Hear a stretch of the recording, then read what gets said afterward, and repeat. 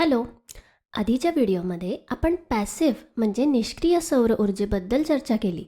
निष्क्रिय सौर ऊर्जा म्हणजे कोणत्याही विशेष उपकरणांशिवाय किंवा यंत्रसामग्रीशिवाय सौर ऊर्जेचा वापर करणे. बरोबर.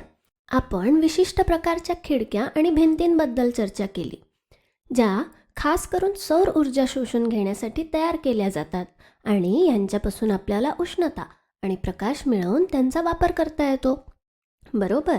आता या उलट ॲक्टिव्ह सोलर एनर्जी म्हणजे सक्रिय सौर ऊर्जेमध्ये सौर ऊर्जेचा वापर करण्यासाठी काही उपकरणांचा वापर केला जातो. आता हे सुद्धा करण्याचे दोन मार्ग असतात. एक म्हणजे सौर ऊर्जेचे थेट विद्युत ऊर्जेमध्ये रूपांतर करणे आणि मग त्या विद्युत ऊर्जेचा आपल्या वेगवेगळ्या गरजांसाठी वापर करणे. आणि हे करण्यासाठी आपण सौर पॅनल वापरू शकतो. यातला दुसरा पर्याय म्हणजे सौर ऊर्जेचे उष्णता ऊर्जेमध्ये रूपांतर करणे आणि मग त्या उष्णता ऊर्जेचा वापर वेगवेगळ्या कामांसाठी करणे. उदाहरणार्थ सोलर कुकर किंवा सोलर चूल वापरणे. आता मला खात्री आहे की तुम्ही सोलर पॅनल आणि सोलर कुकर या दोन्हींबद्दल ऐकलं असेलच, पण या गोष्टींबद्दल थोड्या अधिक सविस्तरपणे आपण या व्हिडिओमध्ये चर्चा करूया. तर आपण सोलर पॅनलपासून सुरुवात करूया, जिथे आपण सौर ऊर्जेचं थेट विद्युत ऊर्जेमध्ये रूपांतर करतो. आता या संपूर्ण प्रणालीचा मूलभूत घटक म्हणजे फोटोव्होल्टाईक सेल किंवा सौर विद्युत घट. जेव्हा सूर्यकिरण या सौर घटावर पडतात तेव्हा त्यातून वीज निर्मिती होते. बरं, पण मला हे कसं काय समजलं? पहा, जर मी या सौर घटाला एक बल्ब जोडला तर तो प्रकाशित होतो.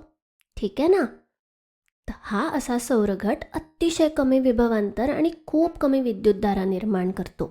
जवळपास 0.5 व्होल्ट इतकं विभवांतर आणि 3 ते 9 अँपियर इतकी विद्युतधारा. ह्या दोन्हीमुळे मिळणारी शक्ती फारच कमी आहे.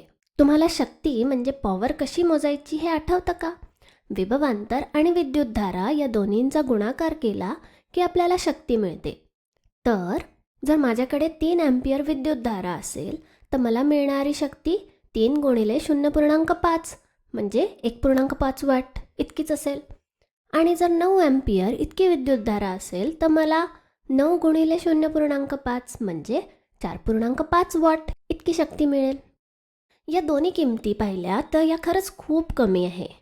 4.5 वॉटने एखादा पंखा किंवा आपली खोली उजळण्यासाठी पुरेसा मोठा दिवासुद्धा चालवता येणार नाही, हो की नाही? आणि म्हणूनच हा एकटा एक सौरघट फारसं काही करू शकत नाही.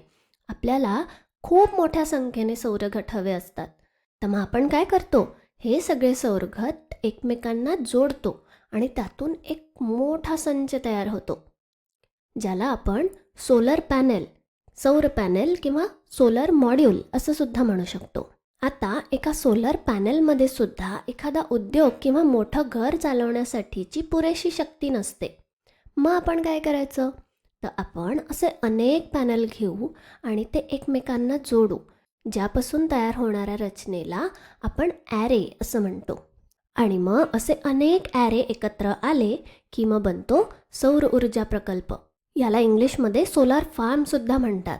आणि मग या सोलार फार्मच्या किंवा सौर ऊर्जा प्रकल्पाच्या आकारानुसार आपण संपूर्ण उद्योगासाठी पुरेशी वीज निर्माण करू शकतो. बरं, आता आपण पाहिलं की हे अनेक सौर विद्युत घट एकमेकांना जोडलेले असतात. मग आता ह्यांची जोडणी नेमकी कशी करतात ते आता बघूया. तर पहा, इतर कोणत्याही विद्युत उपकरणाप्रमाणेच हे फोटोव्होल्टाईक सेल म्हणजे सौर घट जोडण्याचे दोन मार्ग आहेत. एक तर त्यांची एकसर जोडणी केली जाऊ शकते किंवा मग समांतर जोडणी केली जाऊ शकते. मला खात्री आहे की तुम्ही विद्युत रोधांच्या जोडणीच्या वेळी याचा अभ्यास केला असेल. आपण हेच आता सौर घटांच्या जोडणीसाठी पण पाहूया. तर पहा, आपण एकसर जोडणीपासून सुरुवात करू. एकसर जोडणीमध्ये आपण हे घट अशा प्रकारे एका मागे एक जोडतो, जसं आपण रोधांच्या बाबतीत सुद्धा करतो. आणि रोधांप्रमाणेच प्रत्येक सौर घटातून सारखीच विद्युतधारा वाहते. बरोबर. रोधांप्रमाणेच प्रत्येक घटाचं विभवांतर मात्र वेगवेगळं असतं. याला आपण V1, V2 आणि V3 असे नावं देऊया. समजा या प्रत्येक घटाचं विभवांतर 0.6 व्होल्ट इतकं असेल तर मग एकूण विभवांतर किती असेल? आपल्याला या तिन्हीची बेरीज करावी लागेल, हो की नाही? तर 0.6 व्होल्ट हे 3 वेळा घेतले तर आपल्याला मिळेल 1.8 व्होल्ट. बरोबर. तर मग आपल्याला माहिती आहे त्याप्रमाणेच इतर कोणत्याही एकसर जोडणीप्रमाणे इथे सुद्धा विभवांतरांची बेरीज होते. आहे की नाही मस्त? बढिया. मग आता आपण समांतर जोडणीकडे वळूया. समांतर जोडणीमध्ये रोधांप्रमाणेच ही जोडणी अशा प्रकारे दिसेल. पहा. आणि इथे आपल्याला माहिती आहे की इथलं विभवांतर हे सारखंच असेल, पण विद्युतधारा मात्र वेगवेगळी असेल. जर 3 विद्युतधारांना आपण I1, I2 आणि I3 असं म्हटलं तर एकूण विद्युतधारा बरोबर I1 अधिक I2 अधिक I3 अशी होईल. बरोबर. आता जर ही विद्युतधारा प्रत्येकी 1 अँपिअर इतकी असेल तर एकूण विद्युतधारा असेल 3 अँपिअर. तर समांतर जोडणीमध्ये विद्युतधारांची बेरीज होते. आता पुढच्या स्लाईडवर जाण्यापूर्वी तुम्ही थोडा वेळ थांबून ही स्लाईड व्यवस्थित अभ्यासून घ्या अशी माझी इच्छा आहे, कारण पुढच्या स्लाईडमध्ये आपण एकसर आणि समांतर जोडणी एकत्र करणार आहोत. ठीक आहे. तर इथे व्हिडिओ थांबवा आणि हे व्यवस्थित लक्ष देऊन पहा. ओके. तर आता पहा, इथे माझ्याकडे अनेक सौर घट आहे आणि हा माझा एक छोटा सोलर पॅनेल आहे. आता पहा ह्याच्यात किती घट आहेत. इथे आहेत 1 2 3 4 आणि उभे आहेत 5. तर 5 गुणिले 4 म्हणजे एकूण 20 घट आहेत. आता हे आपण कसे बरं जोडणार? आपण हे कसे जोडणार आपली गरज काय हे यावर अवलंबून असतं, पण ते कसं काम करतं हे मी तुम्हाला दाखवते. आता समजा मी हे सगळे घट एकसर जोडणीत जोडले तर ते अशा प्रकारे दिसतील. ह्याला आपण स्ट्रिंग किंवा माळ म्हणतो. ठीक आहे. इथे प्रत्येक घटाचं विभवांतर समजा 0.5 व्होल्ट इतकं असेल तर या पूर्ण स्ट्रिंगचं किंवा माळेचं विभवांतर होतं 2 व्होल्ट. बरोबर. आता मी या अशा अनेक स्ट्रिंग्स तयार करणार आहे. अशा माझ्याकडे 5 स्ट्रिंग्स आहेत. बरोबर. आणि प्रत्येकाच्या टोकांमधलं विभवांतर 2 व्होल्ट आहे. बरोबर. आता जर मी या सगळ्या माळा समांतर जोडणीत जोडल्या तर काय होईल? आता हे होईल की या संपूर्ण प्रणालीचं विभवांतर 2 व्होल्ट इतकंच राहील. हेच 2 व्होल्ट इथे सुद्धा दिसेल. बरोबर. तर म्हणजे संपूर्ण प्रणालीचं विभवांतर हे प्रत्येक माळेतील एकसर जोडणीत असलेल्या घटांच्या संख्येवर अवलंबून असतं. ठीक आहे. तुम्ही थोडा वेळ थांबून हे स्वतः सोडवून पाहण्याचा प्रयत्न नक्की करा. जर तुम्हाला हे गोंधळात टाकणारं वाटत असेल तर कागद पेन्सिल घ्या, हेच चित्र तिथे काढा आणि स्वतः पुन्हा प्रयत्न करा. ठीक आहे.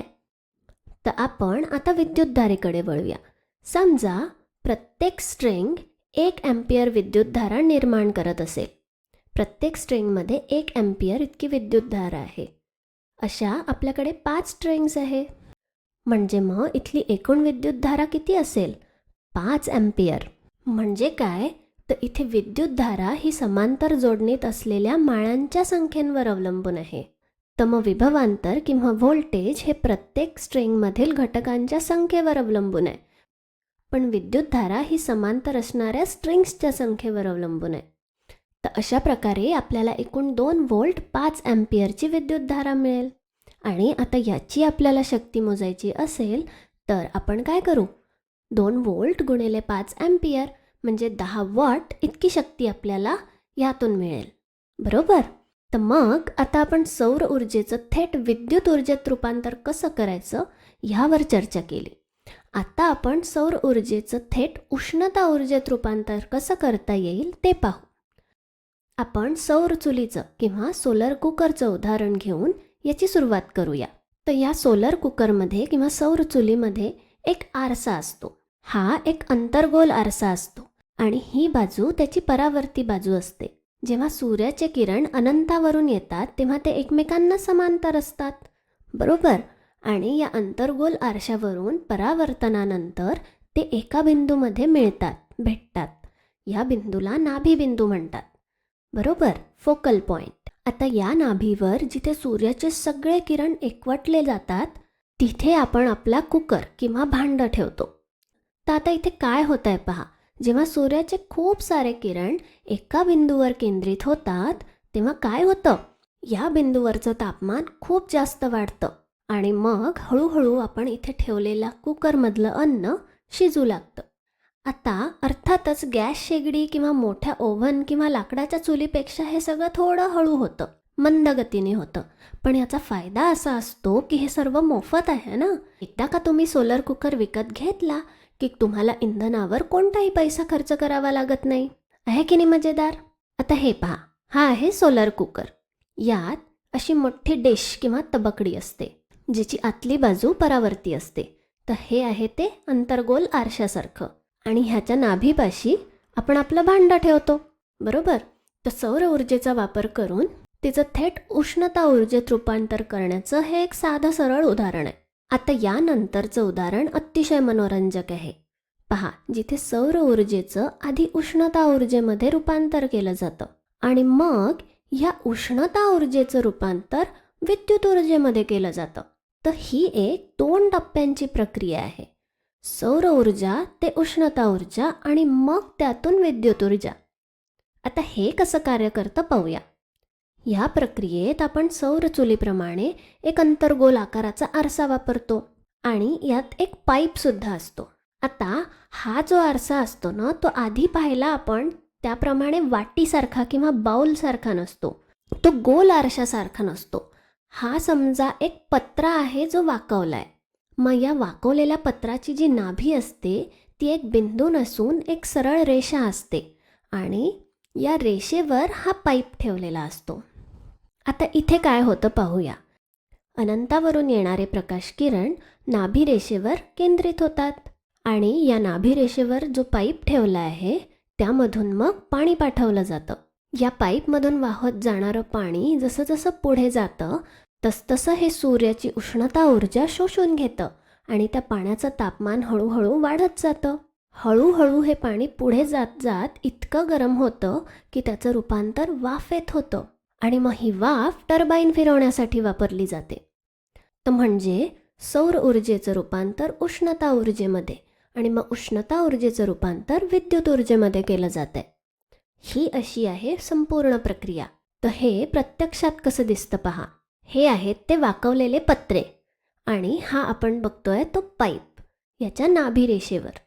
मग जेव्हा सूर्यकिरण इथे येतात ते सगळे या बिंदूंवर म्हणजे या रेषेवर केंद्रित होतात आणि मग त्या पाईपमधलं पाणी तापतं आणि मग या पाण्याची वाफ झाली की ती टर्बाईन फिरवण्यासाठी वापरता येते.